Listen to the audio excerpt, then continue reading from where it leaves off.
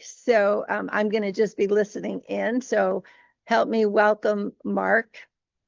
And Mark, take it away. Sure thing, Kim. Hope you're enjoying yourself in Tampa, and thank you for this opportunity. I appreciate being here. And we're going to dive right in. Last month's huddle was something special. We heard a lot of positive feedback about our guests, a panel of four. We had Kalinda, Brittany, Aaron, and Mitch. These professionals live out the hope, understanding, grace, service, which is hugs. Next week, we are excited about our breast cancer fundraiser for the Pink Ball Fund that provides free screening and diagnostic mammograms for women in our area. Reach out to hugs@kw.com for ways you can help or donate. This is an example of the heartbeat of hugs showing up with small gestures that make a big difference.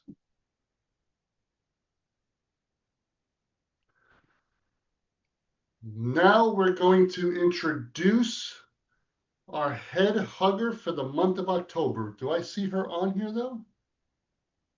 Is Camila here? Camila is not here, I don't think. All right. Well, we'll just mention Camila Smolinski. I don't know if I said that right, but she is one of the newer agents in our office who took to heart the mission of hugs and jumped right in. And we just appreciate that she did that. So thank you, Camilla, and we're looking forward to seeing you this month. And now, without further waiting, meet Chrissy Baker from Austin, Texas, Keller Williams. Chrissy has been on a life-changing journey anchored in the identity of creative problem solver, storyteller, and advocate. Following the principles in Jamie Winship's Living Fearless, they have honed the practice of listening prayer, a powerful tool for seeking divine direction.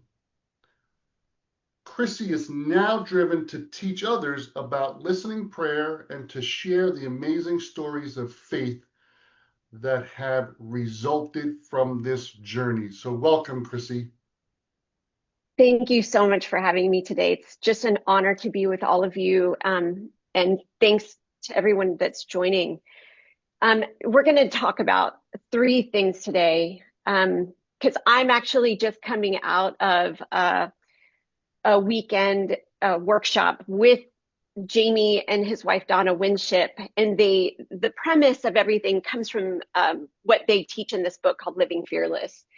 Their website is identityexchange.com, and the premise of the workshop that I just attended was really the power of one.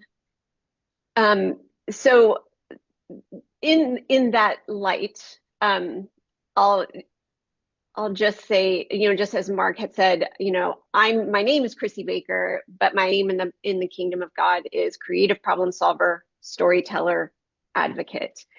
And through listening prayer and actually hearing what God says about me after handing him the lies of this world, that's the name that he gave me. And once I really took that identity on, I started to just really align with especially the name advocate. And my clients started to have a different experience of my service. So I'll start with that. But going back to the power of one. So I just was going through my text messages and reflecting on exactly how I started on this journey. In 2022, at the same time as Mega Camp, I met up with a friend, Jose Fernandez. Many of you probably know him. And he and we had about 1 hour to meet before he had a meeting, and I couldn't go to Mega Camp that that particular year. And he actually read me his notes from a workshop that was led by Jamie Winship and introduced me to this book. And he's walking me to my car in the rain and with his notebook open, and he's just reading me his notes and the things that he learned in this workshop. And not long after that, I went and got the book and just from that point on, just started to take a deep dive into what is the name that God calls me? What are the lies that I've been believing in this world? What's the identity? What is my real identity? Because I know the identity that my parents gave me, the identity that my coworkers give me, the identity that the people around me say that I am. But the most important thing is who does God say that I am? And that's the power of one. That was one meeting with my friend and one conversation that led me on this incredible journey. And at that particular time, I was advocating for a couple of foster children. And I started using the listening prayer techniques that I learned from Jamie and Donna Winship's teachings to guide them and to guide the foster parents. And the list goes on.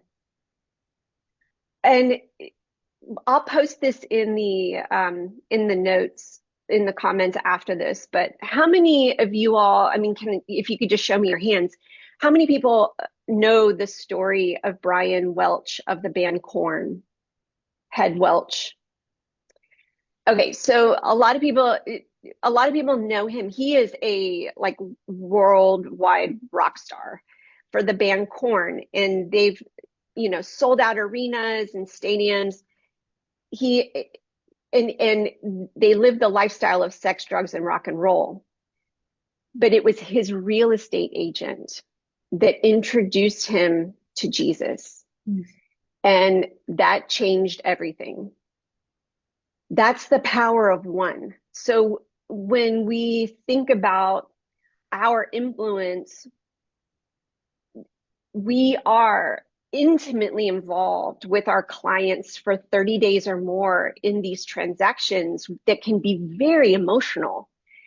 And sometimes, I can't even tell you how many times I've been working in the middle of the transaction and suddenly my client is faced with a sudden death of a family member and navigating the emotions of all of that and walking them through a very, very emotional transaction, but also the emotions of family and meeting them where they are.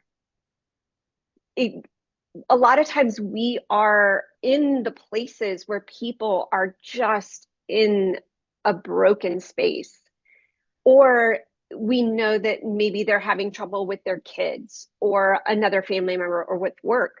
And people say all the time, oh, this is really going on in my life. Please pray for me. And our common thing to say is, oh yeah, I'll keep you in my prayers. And, Jesus, if you read the Gospels, Jesus always led with healing. Once somebody had that experience of being healed, it was transformational. And then they had this experience of faith that they could share with others, and it created a movement. That's the power of one. So in those moments, especially after understanding listening prayer, in understanding how Jamie and Donna Winship have made such a difference in the Middle East and in these high conflict areas, when someone says, I'm really struggling right now, could you please pray for me? I'm like, you know what? Can I pray for you right now? And it just really catches everybody off guard. And they're so grateful. And I just speak from the heart. And it's fascinating when I have those times of prayer with my clients, and I say clients with an S because it happens on a regular basis now. It changes the dynamic of that relationship, and it changes the atmosphere and the way that we move forward, because they understand that I'm listening and that I'm hearing and that I'm walking alongside them, not just through this transaction, but in this period of their life. And it sticks with them. It's something that they carry forward, and it's something that we reflect back on. It's fascinating to me, the number of times that someone would circle back to me and say, "Oh my gosh, I just want to let you know my mom just passed, and you and I prayed together, and here are the things that happened," and we have a chance to like regroup in that, on the other side of things. So you just never know where you're going to have those opportunities to share your faith, and sharing your faith is sharing your experience that you have with God, the experience that you've had in your healing. Because if you remember, sharing our faith is not the same as like opening up the Bible and like sharing, a 3-point sermon on asking Jesus into your heart. Because at the time that Jesus walked this earth, the Bible wasn't written. He was history in the making. So lead with healing. That's my suggestion, is to pay attention to what's happening. I used to pray all the time for divine appointment. And the reality was, like, I just stopped praying for divine appointment altogether because I realized that it was all around me. It was in every interaction. And it was more than that, asking God, "Oh, what do you want me to know about this particular person or this particular situation? And Lord, what do you want me to do?" And the fascinating thing is, when you hear that voice and you hear what God's telling you to do, sometimes you don't want to do it. And sometimes you might argue with God, and sometimes you might say, "Oh no, not today." I'll just kind of give you an example of, I was dealing with a very difficult client that I really was not very sympathetic to. And I just kept telling her, I'm like, you just really need to pray through this. You just really, you're all fearful and scared about everything. And I was very unsympathetic. I was ice cold, y'all. I'll just be honest. And I picked up my bag, and I was getting ready to walk out of her house. And I said, all this fear that you're dealing with, it's rooted in some kind of a lie. So, later on, just pray about it. Ask God to show you what the lie is, and then ask him to tell you who you are. And I just like I was getting ready to walk out, and the Lord was like, "Put your bag down and pray with her right now." And I'm like, "No, I really just want to leave." And God's like, "Put your bag down." And I like took a breath, and I just slowed everything down, and I put my bag down, and I looked at this, and suddenly I just had new eyes. And I looked at her, and I just saw a broken heart. I just saw this fearful, broken heart. And so I said, "You know what? Let's just pray together right now. Do you want to do that?" And she looked at me, and she's like, "Yes." And so I led her through the pray. I'm sorry, I'm not crying. It's my allergies. I led her through this prayer where she tells the truth about the lies that she's believing and the things that she's been told. And she hands it to Jesus, and he tells her the truth about who she is. And she was in tears. And she she told me, I said, well, how do you feel? Like, what do you think of all this? Like, what happened? And she just looked at me and her whole countenance had changed. She had just relaxed and she said, I feel so loved. And and y'all really, I just really want you to get your head around. I'm not always that tenderhearted to to like empathize with people, but it was because God told me to set my bag down and pray with her. And it changed everything. It literally changed the dynamic of our transaction, and it changed how things move forward and she just calmed down. And so once again, we talk about like the power of one, and really sometimes making a difference with one person is the person that you look at in the mirror. Sometimes that's the person that you have to start with. And uh, very often I have to ask God, okay, Lord, what are the barriers that are coming between you and me and the things that all that you have to give to me today? All the things, like what is preventing me from receiving the things that you have for me today? Because you can't give away what you don't have. And if I am a broken person and I'm walking around with my brokenness, I am going to spread my brokenness. You cannot give away what you don't have. But in converse, you will give away what you do have. So pay attention to what it is that you're giving away. If I am a person that is healed, like the woman at the well or the demoniac that was on, that was an outcast living amongst the tombs on the outskirts of town. Once they were healed, they went back to their people and they started a movement that wouldn't have, Jesus left them there intentionally to start that movement. So in our day to day, I encourage everybody to just always ask, what is it that I need to receive from you today, Lord? Like, what is it that I need? Where are the areas where I need to be healed? Because when you experience that healing and when you experience that wholeness, you're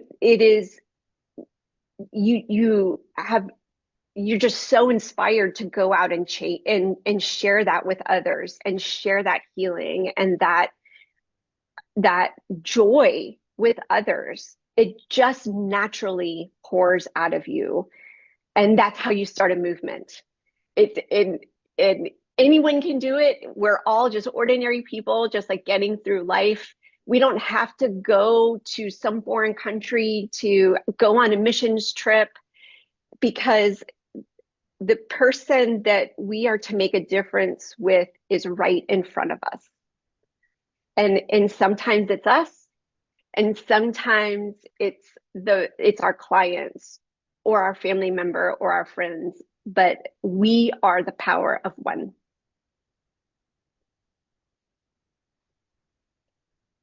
Kim, we can't hear you. Thank you so much, Chrissy. That was amazing.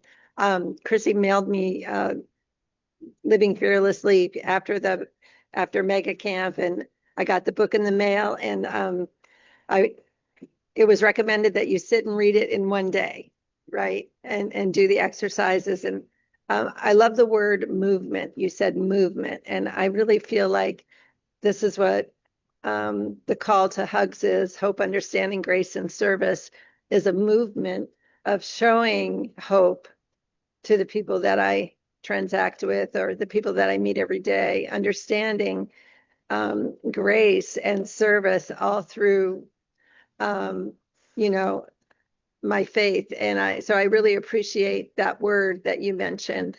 Is there anybody else that would like to add a thought to what Chrissy just shared with us?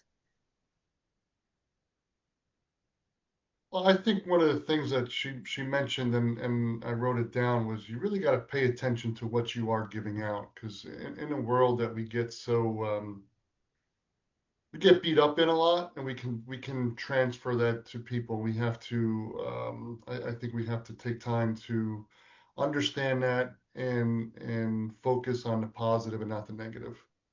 And I think that I agree, because I've actually prayed with several customers in the past, and the fact that they couldn't believe I actually took the time to, whether it was over the phone or sit with them and pray with them about their specific problem or what they were going through, meant so much to them.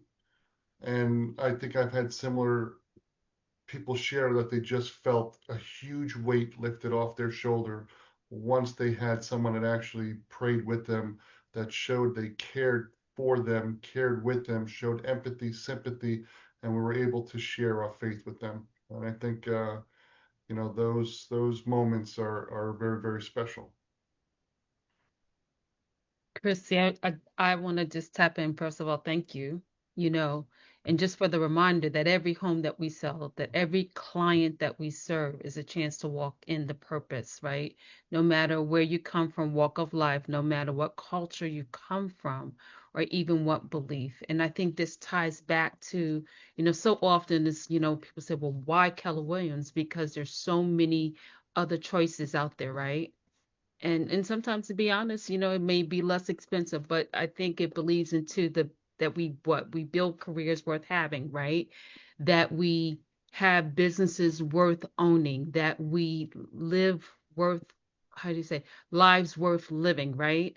And a culture worth belonging to. And one of the things I always was drawn to Keller Williams is because it's God, family, and then business. So thank you for the reminders. Thank I, you, Lisa. I I'd love just, to hear from Jose. yes, so good afternoon, everyone. Uh, I'm so happy to see you, my friend Chrissy, and I'm happy that you share your story and just a little bit of so many great things that God is doing through you. And yes, your identity is like you are that creative, problem solver, storyteller, advocate. So I'm so proud to call you my friend, and I can't wait to see you and hug you.